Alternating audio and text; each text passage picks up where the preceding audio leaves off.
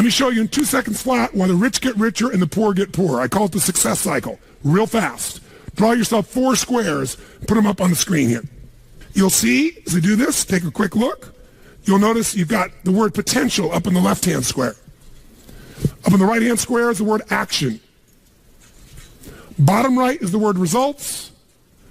Bottom left is the word belief, or another word for that would be a sense of certainty. Potential, action, belief, results. And notice there's arrows in a clockwise fashion where they just keep feeding each other over and over and over again. So again, it's potential, action, results, belief, or another word for that would be certainty. Now, did you ever notice how rich people tend to get richer and poor people to get poorer? And I don't just mean rich in financial terms. I mean people that are rich emotionally. Do you ever notice how happy people tend to get happier? And depressed people tend to get more depressed? How many have found this to be true? Say aye. It's because the power of momentum and what I'm about to show you. So let me show you something here. What's the potential of any human being? You tell me, quick. Unlimited. Do most people's results reflect that true potential? Yes or no? No way. Why? Because most people aren't taking enough what? But is it possible to take a lot of action and still get lousy results? What if you got a salesman that works for you and they walk out and they knock on 100 doors and they say, you wouldn't want to buy anything from me, would you? Or they don't say that verbally, but they say it non-verbally. Is that going to affect their results? Yes or no? So it's not enough even to take enough action, because when we believe it's not going to work or we're uncertain, does that affect how much of our potential we tap? Yes or no?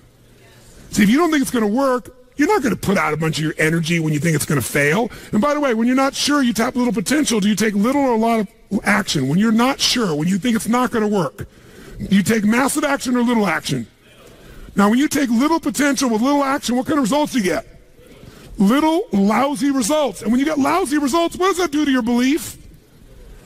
You go, see, I told you it wasn't going to work. Told you it was a waste of time.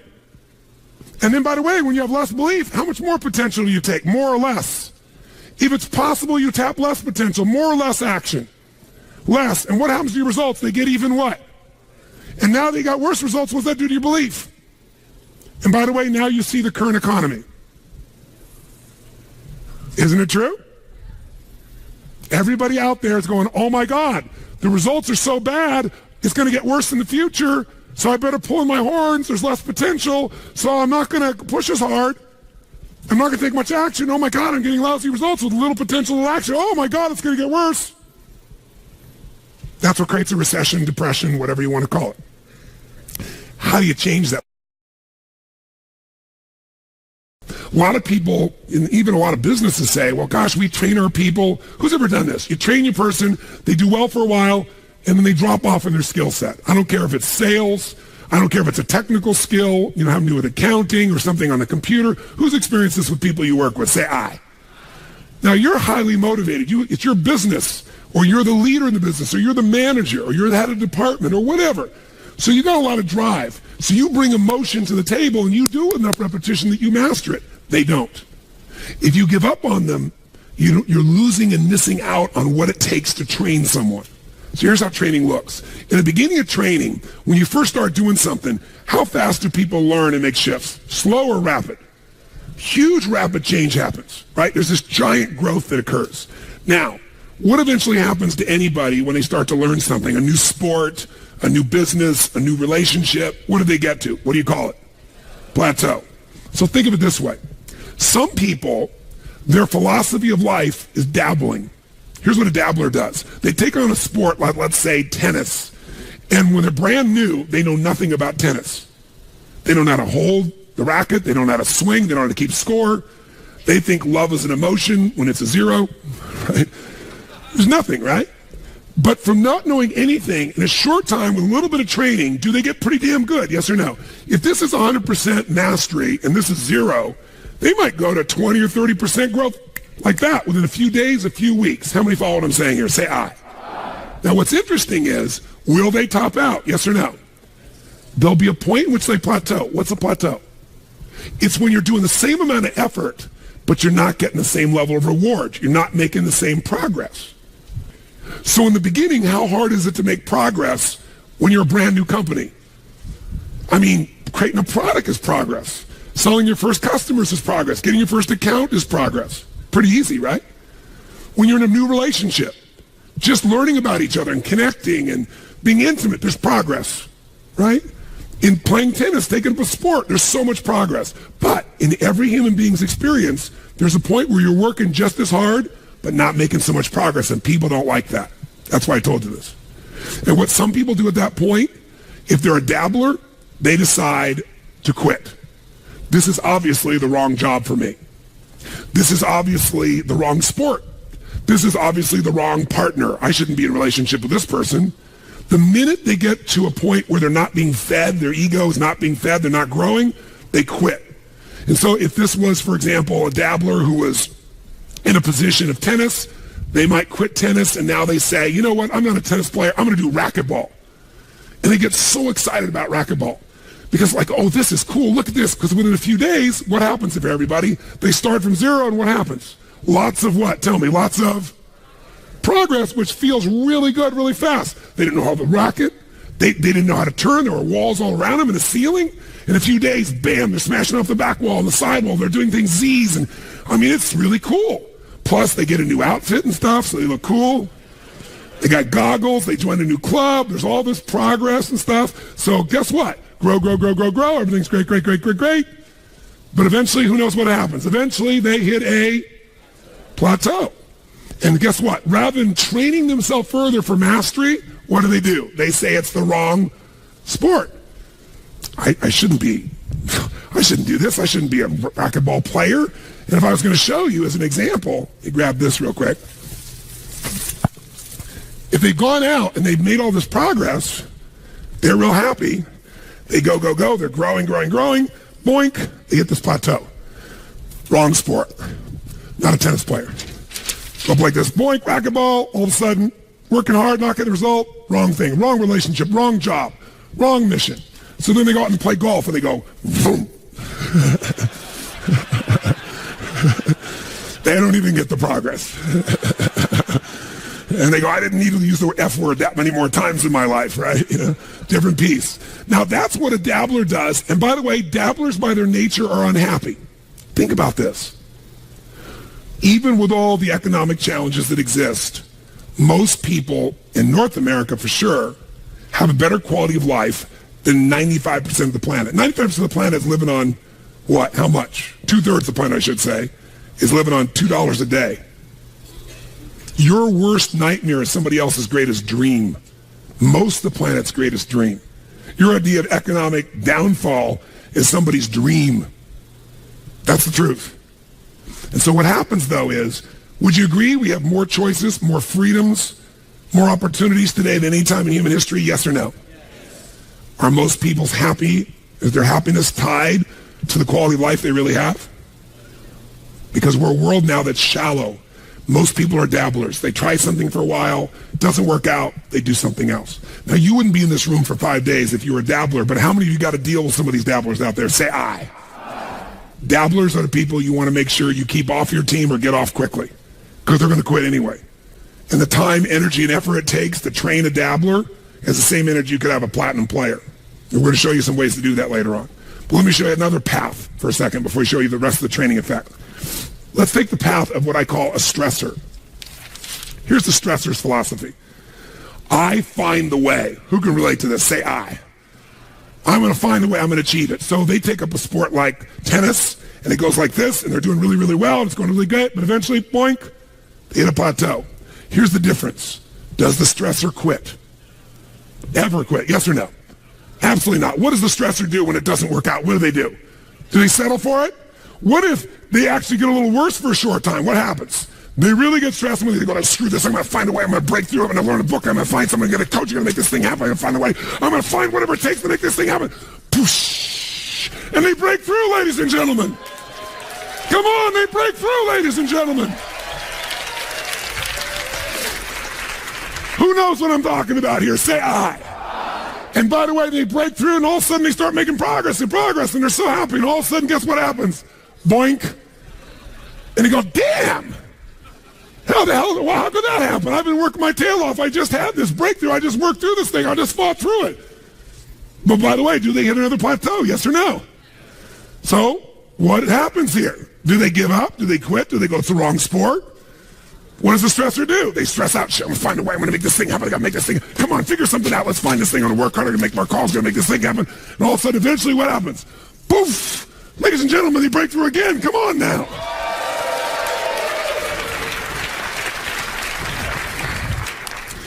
And by the way, they eventually get where they want to be. The problem is they're so stressed out by the time they get there, they're so exhausted they can't enjoy it.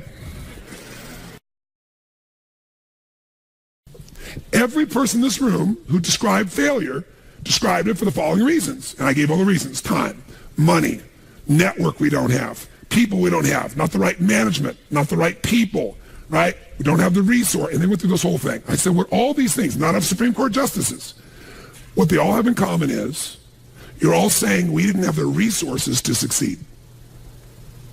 Money is a resource. Time is a resource. Technology is a resource. People is a resource. Experience is a resource. Supreme Court justices are so many resources, right? And they all agreed. I said, here's the only problem. I said, in my experience, and you correct me if you're wrong, and I want an honest answer. When we get out of ourselves and we look at human beings and their ability to succeed or fail, how many people you've ever met who did not have the resources and they beat somebody who had all the resources? I said, resources, when you look at the most powerful and effective people in history, were never the problem. They didn't have the resources, but they got them. How do people get resources when they don't have them? The answer is they're resourceful. The ultimate resource is resourcefulness. That's what makes someone successful. And here's what's great about resourcefulness. Who has it within them? Who? Who?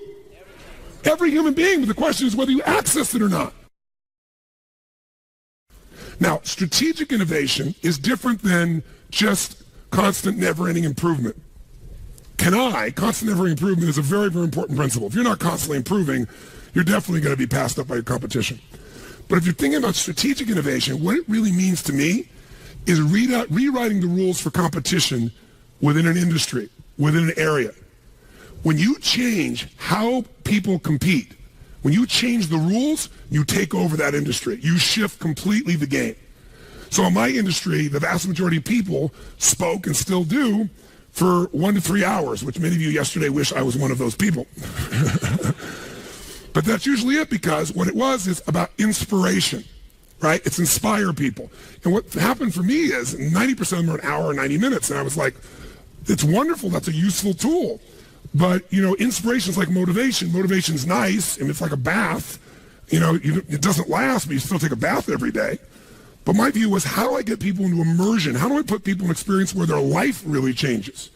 And so I changed the game, and people never even considered saying, we're going to do 3 or 4 days and nights where you're going to go 50 hours. No one will sit there. They won't sit for a 3-hour movie that someone spent $200 million on. But I changed the game. I changed the rules, because once people got the result, even if in the beginning it was tough on them, by the end, the level of transformation was so huge, it changed the rules, it changed the game, it changed the size, it gave me a brand, it let me dominate an industry. Because when people walk up to me throughout my life, the number one phrase, you can see me anywhere in the world, dozen times a day, not in a seminar, I mean just walking around, is, oh my God, Tony Robbins, you changed my life. It's like, I always say, you changed, but thanks for the credit, I'm glad I helped. But they'll say that like clockwork every single time. That's different than I like your product. That's different than I enjoyed your seminar. You changed my life. That changes the rules for competition. That created a different way of competing. Now, I didn't do it to compete. I did it because my passion was I love people, and I don't want them just to be inspired for the moment. I want to make sure they really have the tools, the skills, the ability to shift that creates a lasting change in their life. And I wouldn't settle for anything less. So you don't have to do it to compete. You strategically innovate because you're obsessed with meeting the needs of your clients. Is it the single most important skill in life? We hate the word selling, so I'll give you a word that it really is that doesn't have the negative connotation. It's the word that all leaders have. What would that word be? Influence. What changes companies is leaders. The only way you change a company is leadership. If I want to change a company that I own and I want to make a shift in that company, the number one thing I'm going to do is shifting leadership. That might be taking leaders to a different level. That might bring new leaders in. That might be new leaders of new voices with new perspectives, with new skill sets, new directions. But we need to take things to another level. Leaders solve problems and leaders maximize resources. If you're going to solve problems, you can't do it yourself or it would already been solved. You have to get others to help you to do it. That requires influence. True? If you're going to get people to maximize resources, that requires influence. If you're going to get people to partner with you, provide you resources, capital, suppliers, anything, that requires influence. If you're going to have an impact on your kids or your community or the world, that requires influence. There is no more important skill of leadership than influence. And yet most of us think of it like selling, and as a result, we don't master influence. So I'm not here today to try and get you to become a master of influence in 45 minutes or so of my chatting with you here because we have so many of the speakers. This is the area of life I am most focused on. Because I know that if you can't influence, you can't lead. But if you can influence powerfully, intelligently, with integrity, there's no limit to whatever you can envision and what you can make real. And if your influence becomes not just you as the influence, but you're able to influence systems, people, company, culture. If you can turn other people into influencers, now whatever you vision about can be made into reality. And so as a skill of influence, we got to ask ourselves, how many agree leaders are what change companies? Raise your hand if you agree with that. Say aye. Aye. And leaders' number one skill is influence. If you agree, say aye. Aye. And then the question becomes, how do you influence? If I can be part of what helps you, but you do the major work or you make the final thing, you're going to own it more. So what I would do with people is I'd say, simple, here's your problem. I want you to write down what the problem is and describe it in 2 sentences max. This is your memo. 2 sentences, crystal clear that anybody will understand it. If you have to write more than 2 sentences, you have to tell them a paragraph, the question doesn't work. It has to be maximum of 2 sentences, ideally 1, so crystal clear anybody can understand it. That's number 1. So you write that down. You write down, define the problem with precision. Describe the problem or the request. And sometimes it's not a problem. Sometimes it's a request. Can we turn the air conditioning up? Can we turn it down? Can we have lunch at whatever time? Can we do this? Can we do that? Whatever the request may be. So you write it down. Then the second thing I have them do is describe 3 solutions to their request or problems. 3, and I use keywords, 3 cost-effective, intelligent, viable solutions. Might be viable, time viable, resource viable, whatever the case may be, viability. So what are 3 intelligent, practical, viable solutions that you believe we can implement, to solve this or to meet this need? By the way, why do I have them come up with 3? Someone tell me why. 1 choice is no choice. 2 choices is a dilemma. Until you have 3 choices, you're not at choice. That's my rule in life. You may not like all the choices. Whenever you think you have 1 choice is no choice. If you have 2, you're in a dilemma. There's always at least 3 choices. Plus, I'm making that person become a problem solver. If I solve the problem, they'll just have a new problem for me to solve. But if I can teach them to be a problem solver, the game changes. How many follow? Now, sometimes this is less efficient, but with a mass audience, it was very efficient. And then they turn that in, and then I have a choice. I can now respond back by saying, circle, I accept your request, or I think solve the problem, we'll do it with your number 1. Or I could modify it, I'm willing to do that, but I think we need to do this and this is the way to do it. Or I could reject it and tell them why. And then we'd have this communication. It was very efficient. This is very different than, tell me what you think we should do in a suggestion box. So now, tell us your question, and then tell us at least 3 answers.